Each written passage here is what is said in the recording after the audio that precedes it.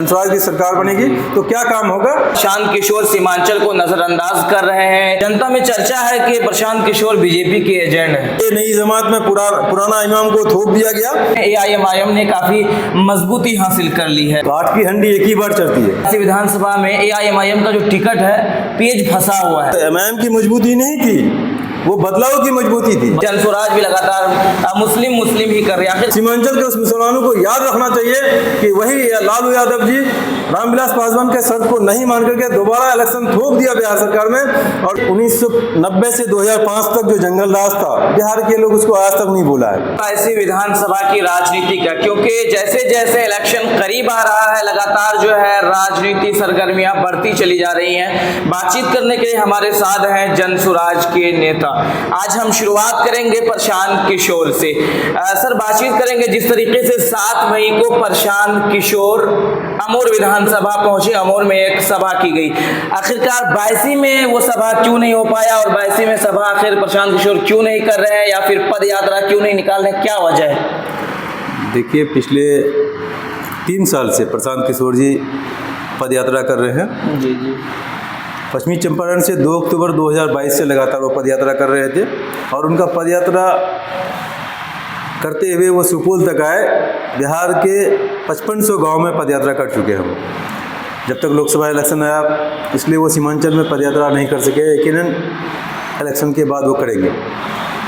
जब इलेक्शन आ गया, फिर उपचुनाव हुआ, फिर पटना में जो BPSC छात्र के लिए वो आंदोलन कर रहे थे, जी। फिर वक्त नहीं मिला, इसलिए वो अभी पूर्णिया में, बल्कि सीमांचल में 2 दिन का दौरा पर वो आए थे। जी जी। पहला दिन 6 तारीख को अररिया और किशनगंज किए, 7 तारीख को पूर्णिया और कटिहार किए थे। पूर्णिया जिले में एक प्रोग्राम होना था, तो पूर्णिया में 22 में हम लोग कर सकते थे, लेकिन 22 में बहुत खोजने के बाद भी एक फील्ड नहीं मिला।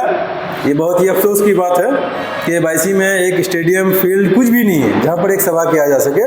मजबूरी में हम लोग को अमोर में सेलेक्ट करना पड़ा, क्योंकि पूर्णिया जिला में एक होना था, इसलिए अमोर में हम लोग को प्रोग्राम किए और बहुत अच्छा रहा प्रोग्राम। अच्छा, 22वीं विधानसभा को क्या या फिर सीमांचल को, जिस तरीके से जनताओं का कहना है कि सीमांचल को नजरअंदाज किया जा रहा है, तो क्या प्रशांत किशोर सीमांचल को नजरअंदाज कर रहे हैं? यहाँ पे पदयात्रा नहीं कर रहे हैं, यहाँ की समस्या को वो जान नहीं रहे हैं, यहाँ पे आ नहीं रहे हैं, बहुत ज्यादा मतलब कि देरी हो रही है और जगह पे लगातार जा रहा है। आपको पता है कि ये ऊपरी पट्टी में जो पश्चिमी चंपारण से जो दौरा शुरू हुआ था, क्योंकि बिहार के जिस गाँव में वो जा रहे हैं, जिस जिला में जा रहे हैं, वो पूरी तरह से, ऐसा नहीं कि सिर्फ दौड़ रहे हैं, वो एक एक जिला में एक एक महीना, 30 दिन 40 दिन उनका लगा रहा। यहाँ भी आएंगे तो वो गांव-गांव घूमेंगे, वहाँ की जो समस्या है उसको देखते हैं, नोट करते हैं कि क्या करने की जरूरत है, पंचायत वाइज क्या काम करना है। आने वाले वक्त में जब जनसुराज की सरकार बनेगी तो क्या काम होगा, ये डाटा भी तैयार हो रहा है। और इसी क्रम में जब वो सीमांचल नहीं आए, और आपको पता होगा पिछले दिन जब रमजान का दिन था यहाँ पर, तो पूर्णिया में बनबनगी में सभा हुआ था। हम लोगों ने मना कर रखा था कि रमजान में यहाँ नहीं होगा। रमजान के बाद अभी मौका लगा तो फिर वही चारों जिला में करके गए। फिर बहुत जल्द वो 22 भी आएंगे। अच्छा, इलेक्शन करीब है, प्रशांत किशोर कब तक 22 आएंगे? क्या बहुत जल्द आएंगे, क्योंकि अभी उनका जो हर दिन का सभा होता ही है, एक सभा नहीं बल्कि 2-2 सभा डेली करते हैं। अभी जनसुराज का उद्घोष यात्रा चल रहा था, 11 तारीख से उनका सिग्नेचर अभियान और बिहार बदलाव रैली यात्रा शुरू हो चुका है। लेकिन सभा होते रहता है, घूमते रहते हैं, 24 घंटा 7 दिन लगे हुए हैं पिछले 3 साल से प्रशांत किशोर जी। और यही वजह है कि जनसुराज की मेहनत की वजह से, जनसुराज के ज़मीन पर आने की वजह से आज वो पार्टियाँ जो कभी सीमांचल नहीं आते थे, आज उसको 22 में बेलगच्ची में आकर के अवतार करना पड़ा आदरणीय तेजस्वी प्रसाद यादव जी को। और पूर्व प्रदेश अध्यक्ष कारी शोएब साहब को भी सीमांचल के गली गली में घूमना पड़ रहा है। ये प्रशांत का डर है। जी जी। अच्छा, 22वीं विधानसभा, देखिए चुनाव करीब है। आगामी जो विधानसभा चुनाव है उसमें जनसुराज को किन किन चुनौतियों का सामना करना पड़ेगा, क्या लग रहा है आपको? देखिए, सीमांचल ही नहीं, पूरे बिहार में पिछले 35 साल से 2 ही सरकार है। 1990 से लालू यादव की सरकार थी, और लालू यादव जी 1990 से 2005 तक जो जंगल राज था, बिहार के लोग उसको आज तक नहीं भूला है। हम लोग बायसी से पूर्णिया बाइक से नहीं जा रहे थे, बाइक को बायसी में रख देना पड़ता था, यहाँ से बस में जाते थे। जी जी। ये 2005 तक ऐसा रहा बिहार में जंगल राज। बहुत ही डर का माहौल था। पूर्णिया में एक बाइक का शोरूम नहीं था, क्योंकि बाइक का शोरूम टिकता ही नहीं था, रहता ही नहीं था, लूट हो रहा था। तो उस जंगल राज को दोबारा बिहार के लोग नहीं लाना चाह रहा है। उसी जंगल राज को हटाने के लिए, उससे निजात पाने के लिए ही नीतीश कुमार की सरकार को 2005 में लाया गया था। और आपको ये भी बता दें कि 2005 में जो फरवरी में इलेक्शन हुआ था, जिसमें सत्ता की चाबी रामविलास पासवान जी के पास आया था, और रामविलास जी कंडीशन लगाया था कि लालू जी अगर किसी मुसलमान को मुख्यमंत्री बना दे तो हम समर्थन करेंगे। लेकिन लालू यादव जी जो मुसलमानों का मसीहा कहलाता है, सो कॉल्ड मसीहा जिसको कहते हैं, जिस रामविलास पासवान जी के शर्त को नहीं माना, बिहार में 6 महीने में दोबारा इलेक्शन हुआ, सरकार गई, लेकिन वो मुसलमान को मुख्यमंत्री बनना गवारा नहीं किया, रामविलास जी के शर्त को नहीं माना। आज सीमांचल के उस मुसलमानों को याद रखना चाहिए कि वही लालू यादव जी रामविलास पासवान के शर्त को नहीं मान करके दोबारा इलेक्शन थोप दिया बिहार सरकार में। और 6 महीने के बाद जब इलेक्शन होता है तो 82 का भी सीट जो राजद का था वो हारे थे, और नीतीश को फुल बहुमत की सरकार बनी थी 2005 में। और 5 से लेकर 10 तक वो अच्छी सरकार चलाया। पहला जो पीरियड था उनका बहुत अच्छा था। उसके बाद का जो पीरियड है, भ्रष्टाचारी अफसरशाही बहुत ज़्यादा चरम पर है।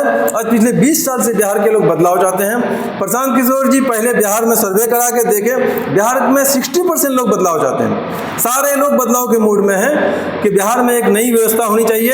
कब तक लालू के डर से बीजेपी को वोट करेंगे और बीजेपी के डर से लालू जी को वोट करेंगे? यकीनन एक गैप है, कोई विकल्प नहीं था। यही विकल्प देने के लिए जनसुराज आई है, और जिसको बिहार के लोगों ने, नौजवानों हाथों हाथ लिया है। और आप उनके जनसभाओं से आप देख रहे हैं कि कितने पार्टियां जो है लगातार मुस्लिम वोटों पर टिकी हुई है, मुस्लिम वोटों की बात कर रही है। राजद की बात करें तो वो MY समीकरण को लेकर के चलते हैं। इसी तरीके से जनसुराज भी लगातार मुस्लिम ही कर रहे हैं। आखिरकार मुस्लिमों में ही सब कोई क्यों अड़ा हुआ है? ऐसी बात नहीं है। मुस्लिम में चूंकि जब तक आपके वोट का अधिकार है, आपकी बात करेंगे लोग। और इस सीमांचल में चूंकि मुस्लिम माहौल क्षेत्र है, तो यहाँ पर आएंगे तो मुसलमानों की ही बात करेंगे। इससे पहले जब चंपारण में प्रोग्राम होता है, या फिर बनबनखी में जो भी प्रोग्राम हुआ था, आपने अगर देखा होगा बनबनखी में कितने लोग थे जी। तो ऐसा नहीं है, सीमांचल में आएंगे तो यकीनन यहाँ मुसलमानों की आबादी है, तो बात मुसलमानों की होगी। यहाँ पर जो बदहाली है उसकी होगी। पिछले 6 बार 7 बार का जो विधायक है, जो फोकट में राजनीति करते आए हुए हैं, सीमांचल के हर विधानसभा में एक मंत्री बना, चाहे वो बायसी ले लीजिए, जोकी ले लीजिए, अमोल ले लीजिए, जिस विधानसभा में जाइए हर जगह मंत्री बना, MLA बना। लेकिन ये अपने आला कमान से कोई ऐसा काम परमानेंटली जो सीमांचल में एक यादगार रहे, एक बड़ा काम हो, ऐसा कोई मंत्री में नहीं कर सका है। सिर्फ वो अपने पार्टी आला कमान के हुक्म पर चलता रहा, लाल बत्ती दे दिया गया, पावर नहीं दिया गया। नहीं इनकी हिम्मत है अपने आका के साथ मुंह खोलने की कि आप हमको काम करवा दीजिए। उनको टिकट मिल जाना है, टिकट के नाम पर जीत जाना है, यही बहुत है। अच्छा, सीमांचल की अगर हम बात करें तो जिस सीमांचल की आप लगातार चर्चाएं कर रहे हैं, इस सीमांचल में AIMIM ने काफ़ी मजबूती हासिल कर ली है। क्या लग रहा है आपको कि इस मजबूती में, और दीगर पार्टियां भी काफ़ी मजबूत है, तो इन मजबूतियों में क्या जनसुराज जो है अपनी नैया पार लगा पाएंगे? आप जिस सीमांचल में MIM की मजबूती की बात कर रहे हैं, वो MIM की मजबूती नहीं थी, वो बदलाव की मजबूती थी। अगर MIM की मजबूती होती, अगर सीमांचल में अवैसी का ही लहर था, तो 2020 में किशनगंज जैसे सीट में जहाँ MIM का विधायक था वो क्यों हार गया? यकीनन ये बदलाव का लहर था। सीमांचल में अवैसी का लहर नहीं था। लोग बदलने के लिए, कैसे करें जी, बदलने के लिए लोग, क्योंकि यहाँ पर बीजेपी को हराने के लिए सारे लोग यहाँ गठबंधन के उम्मीदवार को, बायसी में अब्दुल को, अमर में अब्दुल को वोट करते आ रहे थे। जी। मजबूरी में वोट करना है। हम लोगों ने सब लोगों ने मिलकर के एक विकल्प देखा, और सब लोग इस पर मायल हुए कि यहाँ से एक नया विकल्प मिलेगा, नया चेहरा मिलेगा। लेकिन फिर ये नई जमात में पुराना इमाम को थोप दिया गया। आप लोग अच्छी तरह से जानते हैं कि जिसके खिलाफ में ये जमात बनी थी, जिससे लोग चिड़ा हुआ था, उबा हुआ था, जला हुआ था, पुरा हुआ था, जो लोग उन दोनों से चिढ़ करके यहाँ एक नई विकल्प के लिए यहाँ पर जमा हुए थे, लेकिन लास्ट मोमेंट में आके अपना दूल्हा बदल देते हैं। जब दूल्हा बदल देते हैं तो फिर लोग तैयार आपको लब्बैक का, लेकिन जब उसके बाद भी जब आप का दिया हुआ कैंडिडेट को यहाँ बायसी के लोग, डगरवा के लोग जिता के भेज दिया। तो इनके जो आला कमान है असदुद्दीन अवैसी साहब को सीमांचल आके शुक्रिया अदा करना चाहिए दूसरे दिन कि बायसी वालों, डगरवा वालों, बुताहा वालों, चढ़िया वालों, हमने शाहनवाज के साथ, सरवर के साथ, आप लोगों के साथ दगा किया, धोखा दिया, लेकिन आप लोगों ने मेरा बात रखा और हम पर भरोसा किया है। आपने रुकनुद्दीन पर भरोसा नहीं किया, लेकिन वो सीमांचल इलेक्शन जीतने के कितने दिन बाद आए? 2.25 साल बाद, जब रुकनुद्दीन साहब पार्टी छोड़ दिए, जिसका आशंका पहले ही हम लोग बता चुके थे अख्तरुल को कि ये पार्टी में रहने वाला नहीं है। जब रुकनुद्दीन साहब पार्टी छोड़ दिए, उसके बाद अवैसी साहब बायसी के मदीना मार्केट में आके तरह तरह का बात करने लगे थे।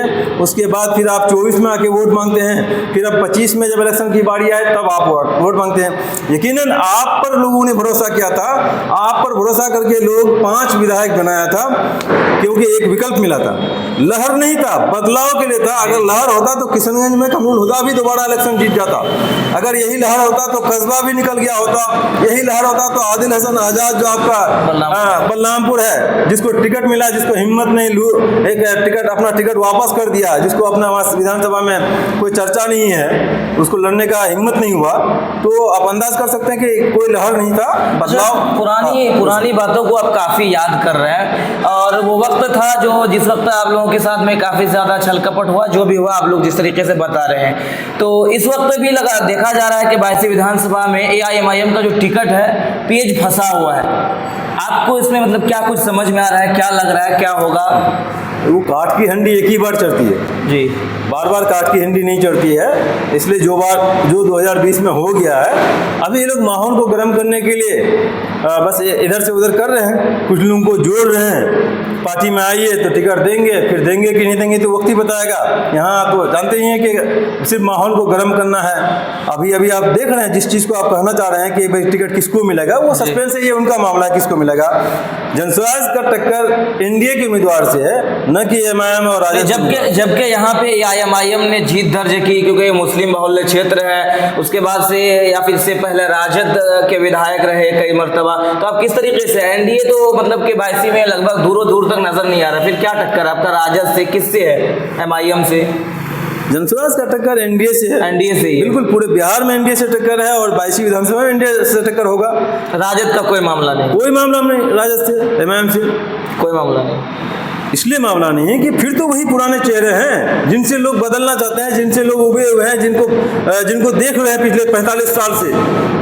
अच्छा, कभी कोई 6 बार के विधायक है, तो किसी परिवार में 4 बार विधायक है, इसी से तो बदलना चाह रहे हैं, इसी से लुक कर निकल के नया विधायक की तलाश में थे। इसलिए तो MIM में लोग सपोर्ट किए थे, और लेकिन ये लोग फिर वही काम किए।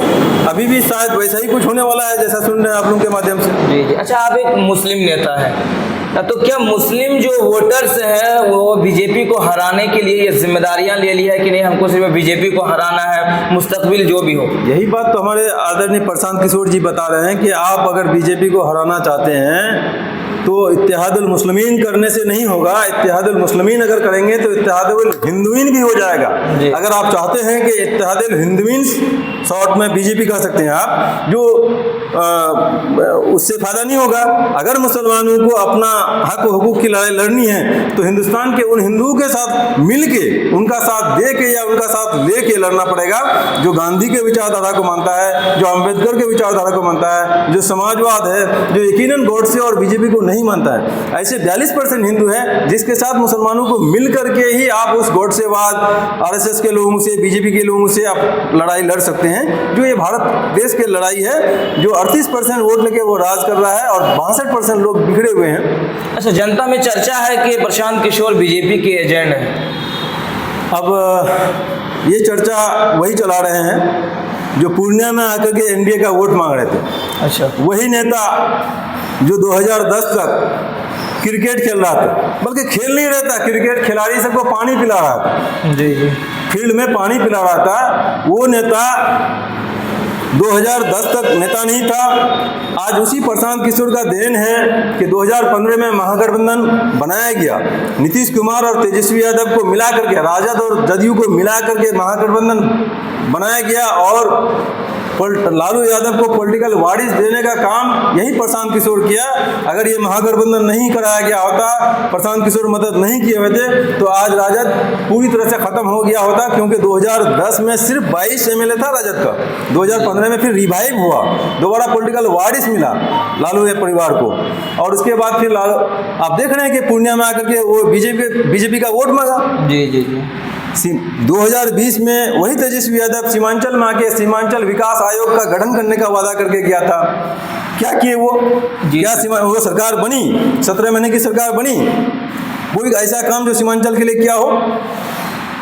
सीमांचल विकास आयोग का वादा किया हुआ था, जी जी। वादा पूरा हुआ। लेकिन प्रशांत किशोर जी, जिसको बीजेपी का बी टीम आप बता रहे हैं, या वो लोग बता रहे हैं जिसके पेट में दर्द हो रहा है, उनका साफ कहना है कि जब ये एक कंपनी थी, आईपेक नाम से जो कंपनी थी, ये 2014 में अगर बीजेपी का साथ दिया है, तो 2015 में बीजेपी के खिलाफ में महागठबंधन का साथ दिया है, ममता का साथ दिया है, केजरीवाल का साथ दिया है। यकीनन एक बार बीजेपी को जिताने में कंधा लगाया है, तो 9 बार बीजेपी को हराने में कंधा लगाया है। और एक कंपनी के हिसाब से वो काम कर रहे थे। 2022 से ये काम वो बंद कर दिए हैं। उसके बाद से सिर्फ बिहार को बदलने के लिए, बिहार का मिट्टी का कर्जा उतारने के लिए, बिहार के तमाम 60% लोग जो बदलाव चाहते हैं, उनको एक विकल्प देने के लिए जनसुराज बनी है। जनता का कहना है कि पूर्ण बहुमत बीजेपी को दिलाने के लिए प्रशांत किशोर ने यहाँ पार्टी बनाई है बिहार में। नहीं, प्रशांत किशोर पूर्ण बीजेपी अगर होता तो फिर वो ऐसी उनका मदद कर देता, फिर इस पार्टी बनाने की क्या जरूरत थी? वो जब जिसका भी साथ दे रहे हैं, जिनका भी हाथ पकड़े हैं, जिनका सपोर्ट करते हैं, उनकी सरकार बन रही है। पिछले 10 साल का एक्सपीरियंस है कि जिनका साथ दिया उनकी सरकार बनी, तो फिर इतना पैदल यात्रा करने का क्या जरूरत है? अगर किसी में हिम्मत है कि किसी नेता में इतना दम है, तो अपना पूरे बिहार में पैदल चल के दिखा दे। पार्टी बना करके बंद कमरे में, एसी में रह करके पार्टी बनाना चलाना एक बहुत आसान काम है, और बंद कमरे में अपनी बात और भाषण देना बहुत आसान काम है। बिहार के उन 5500 गाँव में पैदल चल करके अपनी बात को कहना और बिहार के डेवलपमेंट और का खाका तैयार करना, ये सबके बस की बात नहीं है। फंडिंग आखिरकार कहाँ से होता है? क्योंकि ये राजाशाही वाला जो, मतलब कि जिस तरीके से देखा जाता है कि कहीं पे अगर प्रोग्राम हुआ तो राजाशाही वाला टेंट लगाना, लगातार पूरा सजाना, इतना बढ़िया स्पीकर और लाखों की भीड़, उसके बाद काफी ज्यादा गाड़ियां भीड़ रहती है, बस दूर दराज से आती है, वैनिटी वैन प्रशांत किशोर के लिए। आखिरकार इतना फंडिंग होता कहाँ से? वैनिटी वैन तो आपको पता है कि पप्पू सिंह का था, वो बोल ही रहे हैं, और पप्पू सिंह का बहुत सारा लग्जरी जिंदगी, चुनाव भी लड़ना तो लग्जरी जिंदगी तो उन्होंने पहले जी रहे थे, जब वो पिछले 10 साल जब हिंदुस्तान के तमाम लीडर के साथ रहते थे, तब उनकी लाइफ लग्जरी थी। आप उनका चेहरा देख रहे होंगे पहले वाला। वो लग्जरी लाइफ को छोड़ करके वो बिहार के गली गली में, जिस तरह से पहले का बादशाह अपना भेष बदल के गांव-गांव घूमते थे ताकि बिहार की गरीब, अपने उसके क्षेत्र की गरीबी का पता चले, उसी तरह से आज प्रशांत किशोर पूरे बिहार की उस गरीब चीज को देखना चाहते हैं कि बिहार में क्या कमी रह गई है। और जब इस तरह के लोगों को जमा किया गया, 1 करोड़ कार्यकर्ता बना, उसके बाद ये पार्टी बनी। ये पार्टी प्रशांत किशोर की नहीं है, ये पार्टी उन 1 करोड़ लोगों की है, बिहार के उन 60% लोगों की है जो बिहार में विकल्प की कमी थी। और उसको यकीनन आपने बहुत सारा इंटरव्यू सुना होगा जो विदेश में रहते हैं, आप वो लाइव आकर के कई बार लाइव आकर के बोले हैं कि हमारा सब कुछ ले लीजिए लेकिन आप अपने काम में लगे रहिए। बिहार में पिछले 10 साल से, हिंदुस्तान में पिछले 10 साल से प्रशांत किशोर जी जो काम किए, उनके पास जो अर्निंग है, जो पैसा रहा, जो उनके पास सद्बुद्धि थी, वो तमाम चीज इनमें लगा दिया गया। पप्पू सिंह का जैसे लोग, बहुत सारे ऐसे लोग हैं जो फंडिंग करते हैं, और यकीनन जिनका वो सत्ता में कंधा लगाया, सत्ता में लाने के लिए उनका भी सपोर्ट है। तो पैसे की कमी नहीं है, और यही पैसा बीजेपी फंडिंग कर रही है। अगर यही तो क्या तेजस्वी यादव को बीजेपी फंडिंग करती है? तेजस्वी यादव कहां से पैसा लाता है? चारा घोटाला का पैसा है क्या? जब वो 5 साल, आज जो उस पर जो केस है, आज इंक्वायरी क्यों नहीं करवा देते हैं? जब उस पर केस है तेजस्वी यादव पर, लाइन फॉर जॉब या चारा घोटाला, तमाम घोटाला तो उनके साथ में है। तो बीजेपी इसमें, मतलब आप स्पष्ट कर रहे हैं कि बीजेपी फंडिंग नहीं करती? यकीनन बीजेपी से ही लड़ाई है। जब लड़ाई बीजेपी से, क्या फंडिंग बीजेपी नहीं कर रही है? लड़ाई जब बीजेपी से है तो क्या वो अपने खिलाफ में एक दुश्मन को को खड़ा करने के लिए पैसा फंडिंग करता है कोई? जब लड़ाई ही बीजेपी से है, जो खुले मन से ये बता रहा है कि उस बीजेपी को हराने के लिए उस आपको 42% हिंदू और 20% जो मुसलमान है या 18% मुसलमान है, ये जो 60% वोट मिल करके ही आप करेंगे तभी उसको हरा सकते हैं। तो जब उनके जो कसनी है, जो करनी है, अगर वो बीजेपी का होता तो ममता बनर्जी को क्यों साथ दिया? अगर वो बीजेपी का सपोर्टर होता तो नीतीश कुमार और तेजस्वी को क्या साथ देता? अगर वो बीजेपी का होता तो केजरीवाल को क्यों जिताता? अगर वो बीजेपी का होता तो स्टालिन को क्यों जिताता? यकीनन हर जगह बीजेपी को हराया। तो जो आदमी 9 बार बीजेपी को हराने में कंधा दिया है, आप उसको बीजेपी का बीजेपी बोलते हैं। और बीजेपी को प्रधानमंत्री जो इस वक्त जो प्रधानमंत्री हैं उन्हें काफी आगे बढ़ाया, उन्हें तो कुर्सी पे लाने वाले प्रशांत किशोर हैं। उस बात को तो प्रशांत जी भी बोल रहे हैं कि हराने वाले हैं लेकिन लाने वाले भी हैं। लेकिन अगर हम एक बार उनको लाने में मदद किए, यकीनन उनके ही वजह से बीजेपी मजबूत नहीं हुई है। ये बीजेपी जो आज इस मुकाम पर है, ये 100 साल की मेहनत का फल है।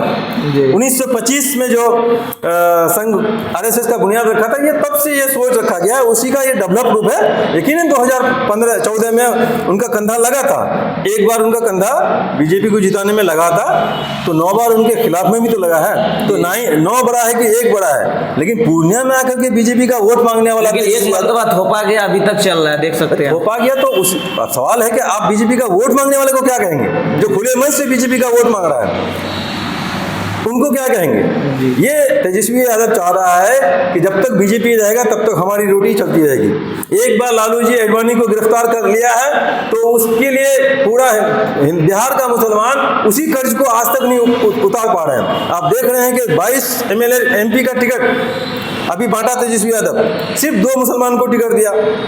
अभी आप देख रहे हैं, हाँ, जिस प्रशांत किशोर को बीजेपी का के लिए बता रहे हैं, अभी आप सारण में आए, सारण में MLC का चुनाव हुआ जिसमें अफाक अहमद नाम से जो टीचर थे उनको MLC बना के वो साबित कर दिया कि जहां बीजेपी का गैर था, जहां पर इनका अपना कोई वोटर नहीं था, सारा MP बीजेपी का था, 5-5 MP बीजेपी का था, वहां पर अफाक अहमद को MLC बना करके इन्होंने पहली बार, अगर कोई हमारा पार्टी का MLC है तो अफाक अहमद है। जी जी जी।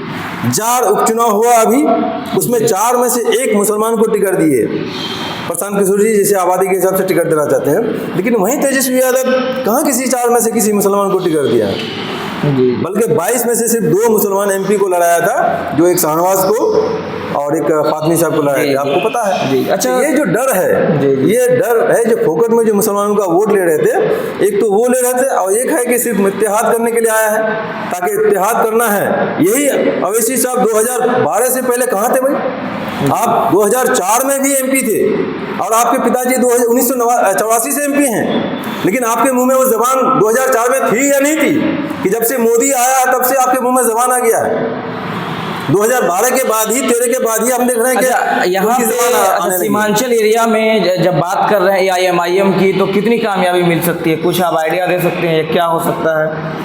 आपको तो बताया कि काट की हंडी एक ही बार चढ़ती है, मतलब सुपड़ा साफ है सीमांचल, सुपड़ा साफ है।